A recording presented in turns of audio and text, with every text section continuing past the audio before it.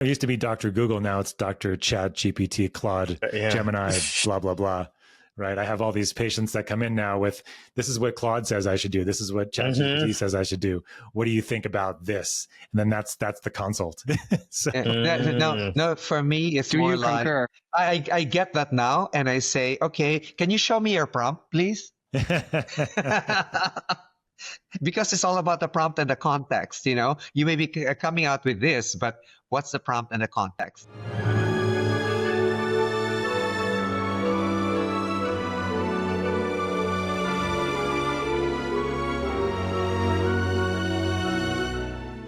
I had a pin that was given to me by someone It says, trust me, I'm from the IRS. I think people trust doctors more than they trust the IRS, right? I hope so. Maybe that's the past. Maybe that's like the old doctor thing. Like you used to trust the doctor. Yeah, maybe half and half now. Yeah, those were the doctors who were smoking. Those are the doctors who are smoking Camels. That's who you should trust, right? Now it used to be Dr. Google. Now it's Dr. ChatGPT, Claude, Gemini, blah, blah, blah.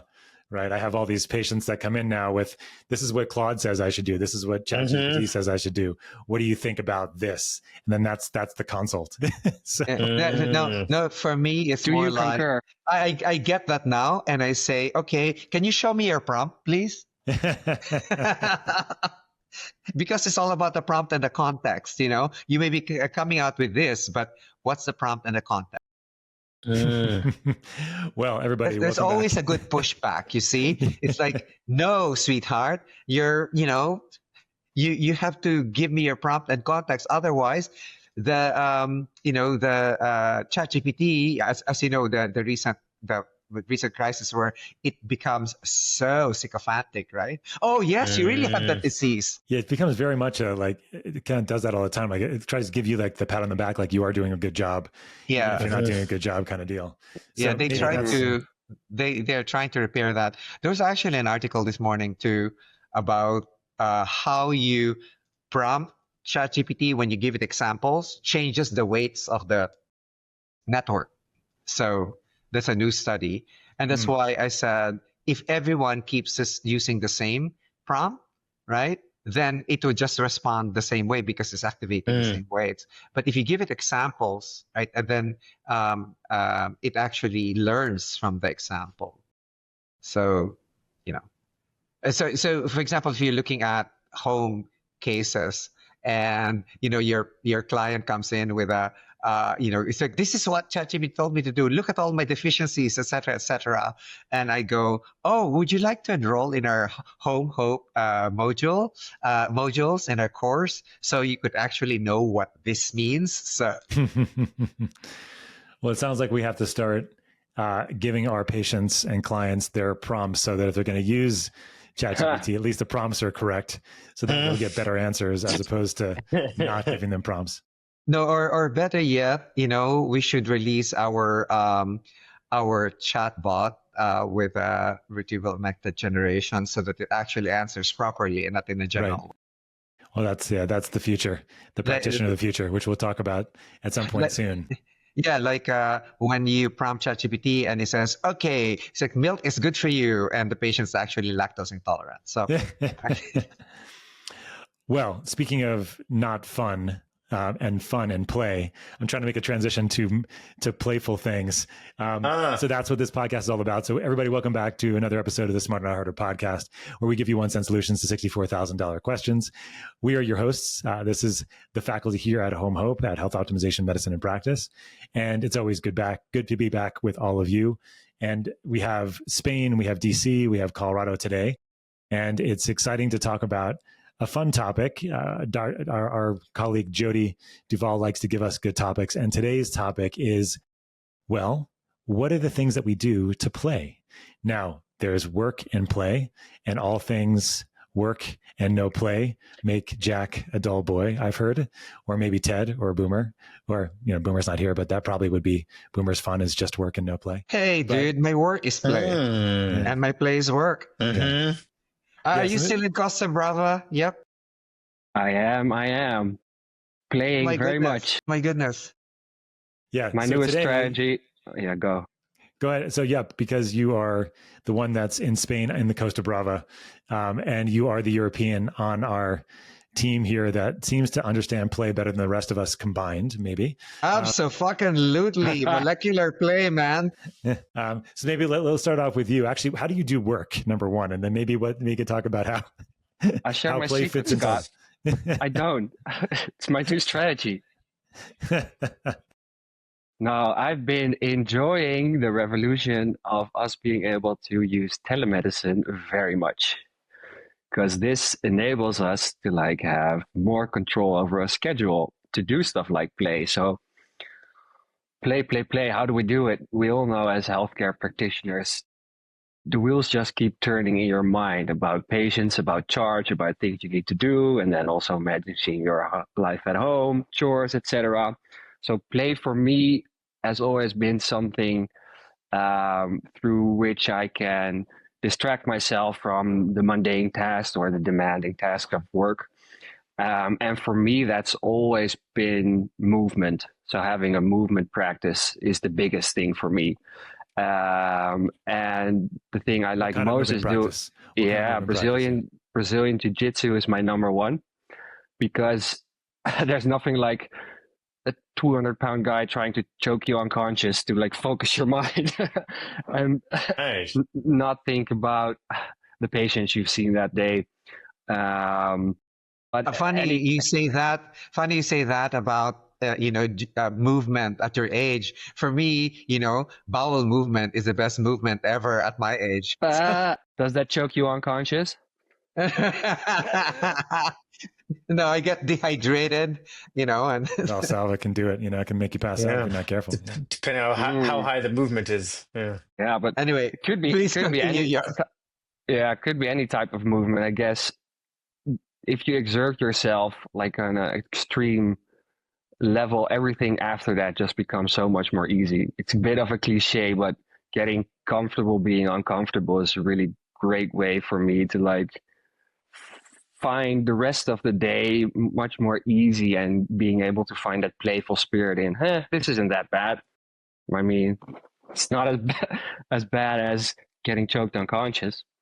But it's a bit of the... Well, that can be erotic for some people, right? I've heard. Like autoerotic asphyxiation. I bet, Alan, you see some of those on the emergency department going a bit too far with their play. Yeah, on occasion, yeah. Uh-huh. The David Carradine special, isn't it? Yeah, it was a famous grunge rocker that was rumored to have died that way. Chris Cornell, one of the best singers of all time. Yeah, so is that how he got that raspy voice? I guess maybe all that over the years. Yeah, man, it was fantastic. Maybe I don't know. Maybe there's something to it. I don't know. Well, so moving to your thing. Yeah, but it's being hard on yourself, and the other side of it is showing yourself lots of love. And I mean, as someone who grew up in the Netherlands in Amsterdam, I used to like smoke a lot of weed as a kid, and that would be a way to like shut off your thoughts. That's not very productive though, but still once in a while it could be very nice, like to get out of your mind and into your body and like smoke a nice little, very sophisticated joint. And if you couple that with movement practice, Jesus, I have better molecules than that, man. I was coming to that, Ted. So my go-to are other molecules now. My favorite is LSD microdosing or psilocybin. But at HOMeHOPE, we're all about work-play integration, aren't we? So how do we integrate play into work? As a GP, that's still a bit of a no-no, so I don't microdose while seeing patients to practice. But now that I'm here in the Costa Brava and you have your own telemedicine practice and you're reviewing like metabolomic charts, it's much easier and responsible to like microdose a little bit and be creative while working and having fun and like, doing both work and play at the same time. I love it. I think that's fascinating. Yeah. Dr. Bookatz, go ahead, please. It's interesting, right? You mentioned like we know that psilocybin increases the interconnectivity of different brain regions, right? And in HOMeHOPE, we do talk about the networked concept, right, of different systems, that we don't look at a particular organ system or a scale in isolation, that everything is talking to everything. And that's probably what makes us really special, is that we try to balance things like hormones. We don't look at just the thyroid and say, how do we fix the thyroid? We look at the relation of the thyroid and the adrenals, and or the pineal gland and the pancreas. And we're looking at all of these things because they are all interrelated. So I just think that's very fascinating that you mentioned that in reviewing a metabolomics chart, which you're looking at the integration and the connection across multiple systems, while you are also, highly integrated as well. I like it. You're doing the TED Achacoso wrap up. There you go. Yeah. What's playing, Dr. Bookatz? Dr. Bookatz, yes, please answer the question. What's playing me? Please. All right, what's playing? Yeah. I know it's hard for you in your current state of mind, but you can do this. I would say, all right. Yeah. Hey, he's not on anything. There's nothing. High on life. So I would say the most recent thing that I've found, so I've always had a desire to be musical, right? But there are people that are naturally have musical and have rhythm and can sing and just know how to play instruments. And then there are people that really want to do that. Cannot carry a tune. Yeah, carry a tune. Like when they do We love you, Alan. Hit the road jack. I've always been wrong. I've always been always off no matter what. And you can show me it a million times. And so I discovered that you can use AI to help you create music. And what's really nice about it is that it removes this pressure of being able to create poetry and lyrics from scratch. And so you can just say, hey, help me create the basics of a song based on these things, right? And you can have fun and make it a birthday song for a friend or family member that is unique and tailored to them. It can be about, metaphysical topics. It can be also synthesizing things that are hard to remember, and you're trying to just infuse into your awareness and ether. And sometimes the best way to do that is through music. And so you don't need to create lyrics from scratch. It can give you this beautiful starting point with themes and melodies. And from there, you can sort of choose you can use it I don't know, I call it a songwriting buddy. So if you don't like a particular line, you can say, give me, 5 variations of this. And I want something like this. And then it'll give you some variations and you can then play around with it. And then once you sort of have the basics of what you want, then you can have a lot of fun and and you can mix together different styles. So you could take, say, a West Coast rap, and you can combine that with choral music, which is a very strange combination. I think Dr. Scott might have a song similar to that. Alan, I'm more interested in what you do while you're playing the music. I've heard he's a very good dancer. Those of us, let's just say those same lack of rhythm and musical skills also seem to translate into lack of rhythm and movement, right, and dancing. So, just for our listeners here, Dr. Alan is really very good at interpretative dancing when it's his own music. It's complete with all the arm expressions, the steps, and he gives it and the facial expression, the hair flip and the snobby look, it's all complete with this interpreting his own song.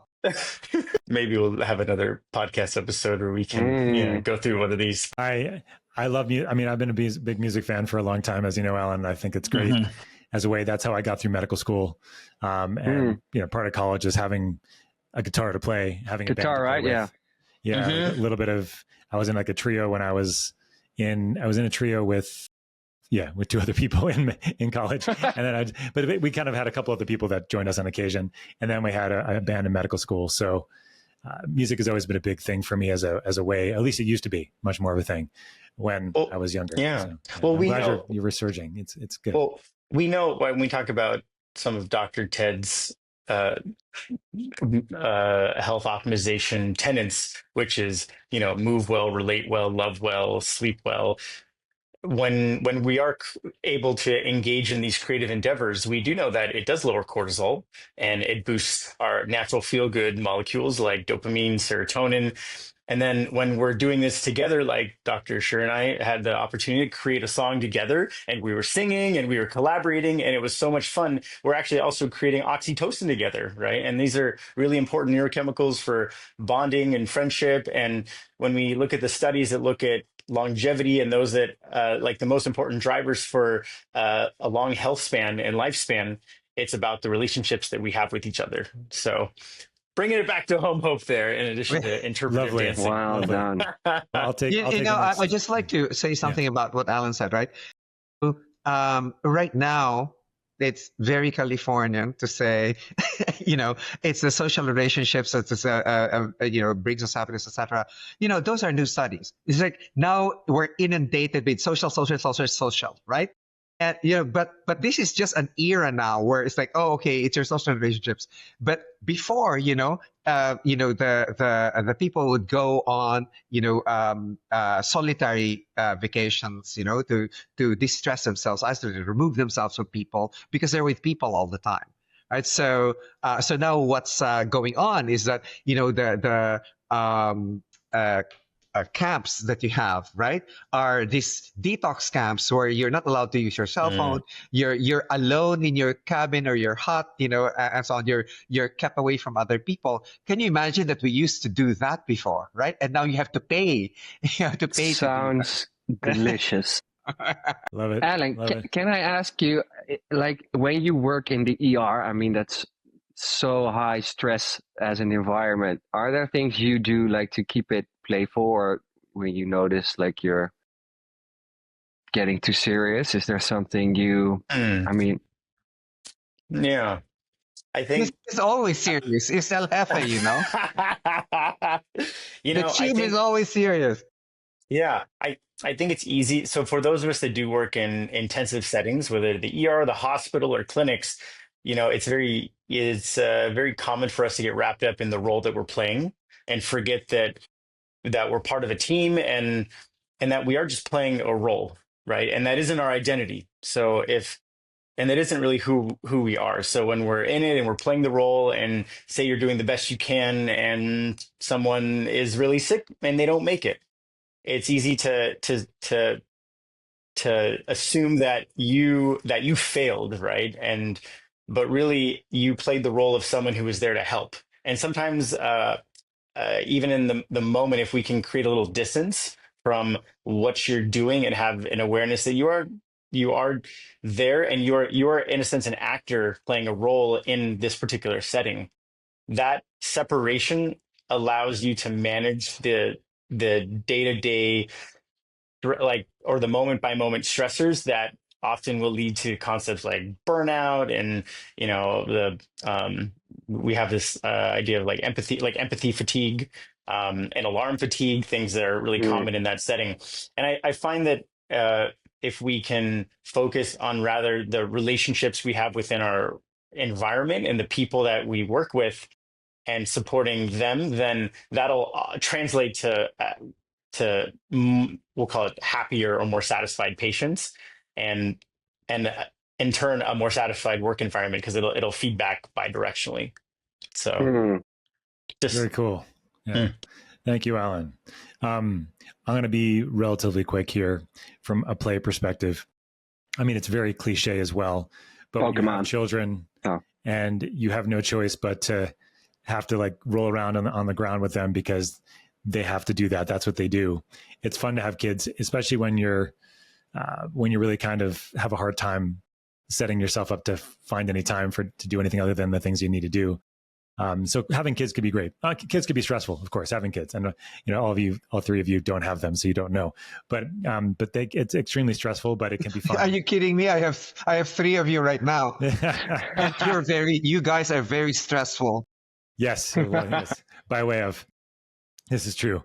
So having kids can be very helpful because it can, really having the opportunity to see like your 8-year-old that just wants to look at baseball cards and wants to look at stats of like every home run and every walk. And he's like, well, what about this guy? And then talking about the Mets and the Yankees. And like, this is stuff that I don't ever think about anymore, but I did when I was his age. And it's kind of fun just to kind of get into his mind for a minute and then see just it's all fun stuff. It's all good stuff, except when he's imagining spiders that are trying to eat him after watching a Mandalorian or something episode. I know a solution to that, Scott. Well, Finn, here's a digital avatar of me. It can answer all of your questions about baseball stats and give you pictures of the, parenting done right. And then the spiders that you're afraid of, here they are. They're not venomous, and these are the venomous ones. You see, that's going to be solved by a digital avatar. That's probably going to happen soon, and it's going to be a scary world. We're just looking at screens all day instead of our parents. Or maybe our parents are already looking at screens all day, except not our children. But maybe that's what's happening already. But the other thing that I would mention, and I find it really important, is movement as well. I'm not a jiu-jitsu guy. I don't have that drive, but even just getting out and walking, I find, especially in the summertime here in Colorado, the weather is beautiful. Just getting outside and before everybody else wakes up in the morning is a great way to kind of reset and not feel like you just kind of get dumped into the day, which can feel like it's kind of coming at you, especially on Mondays at a million miles an hour. So I like getting up and moving.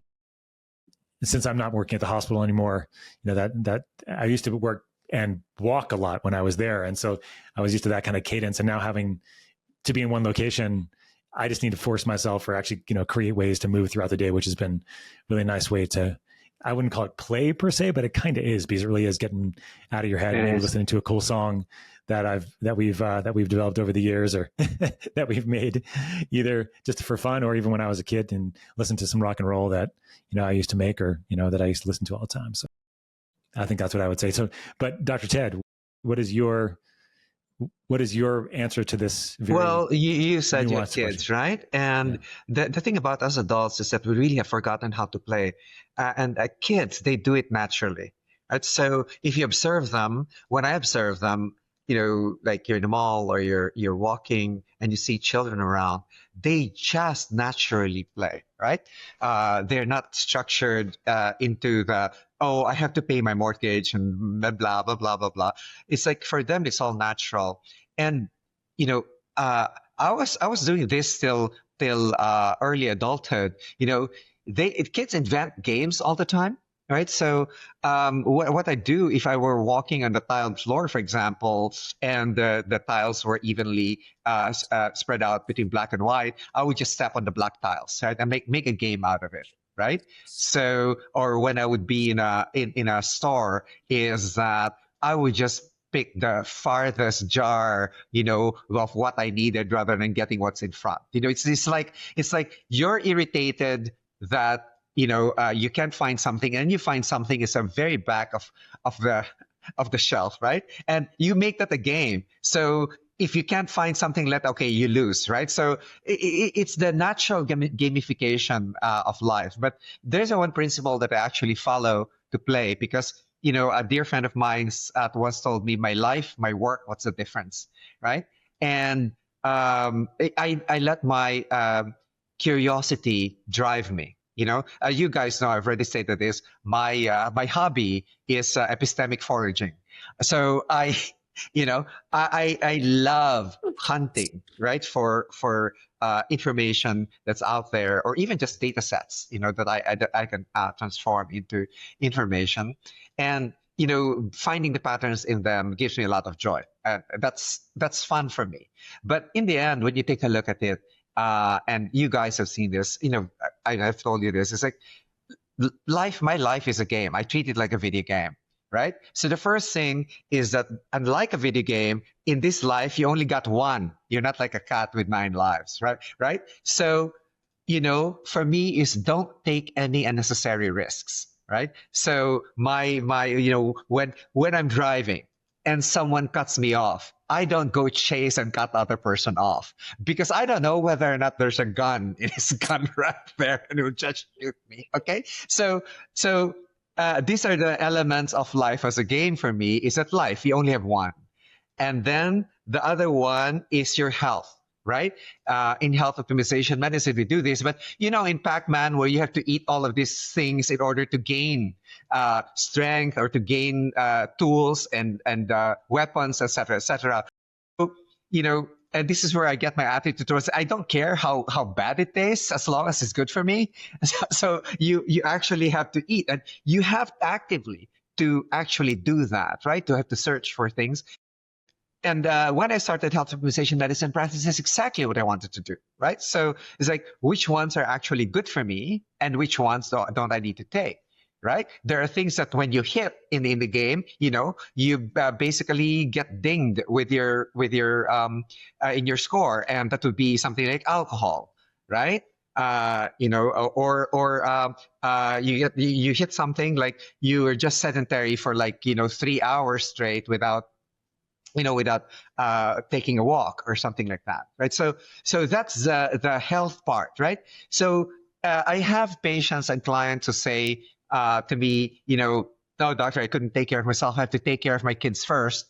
And what I usually say is like, even in an airport, in an airplane, you're told that, the oxygen mask, you put it on yourself first before you put it on others, like your kids, right? And that's what we do in health optimization. It's like, well, take a look at yourself first. How can you take care of others without taking care of yourself first, right?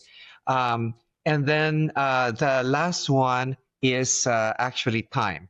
So it's life, health, and time. So the three things in a video game, right? So if you, of course, when you get hit by a bus and you die, it's game over. Your time's up, right? But when you take care of your health and so on, barring any unforeseen circumstances of death, right? Your statistical probability of living longer is better, right? But what I'd like to emphasize here is like, you never know when your time's up because you never know what you're going to hit, right? So the quality of life for health optimization methods is actually what we're after, right? And the longevity becomes the side effect, right? Longevity is just side effect. You're living a high quality life now. Time, actually, I got this. I said I find my truth wherever I can find it, even if I find it in a trash can. That's in some book that you guys know. And this actually came from Ashton Kutcher, of all people. He said that people's texts, that the people's texts to you are other people's to-do lists for you. Scott loves doing that. Here, Ted, this is what you're gonna do. Like, you're gonna be in a podcast at noon. You're gonna be in another podcast at 9 tonight, and you're gonna do so. People's texts are other people's to do things for you. So the first thing I encourage people is actually allot time for yourself, right? All the three of obviously Dr. Bookatz, Dr. Sherr, Dr. Kuipers, they all find time to unwind, right? And it's different for everyone. Like I know heads of state who actually come home from work and play Nintendo or play a PlayStation or something like that to decompress for about 30 minutes to an hour, right? So it's a different type of play for different people, and the use of the play is actually different, right? One is to decompress, right? One is actually for your health, like you on weekends, say you play tennis or squash or any of these games, right? And that also fills your social. Not only social obligations, but the human need for social connection, right? Which some of us don't, because I prefer the company of books to the company of people because their thoughts are more well organized.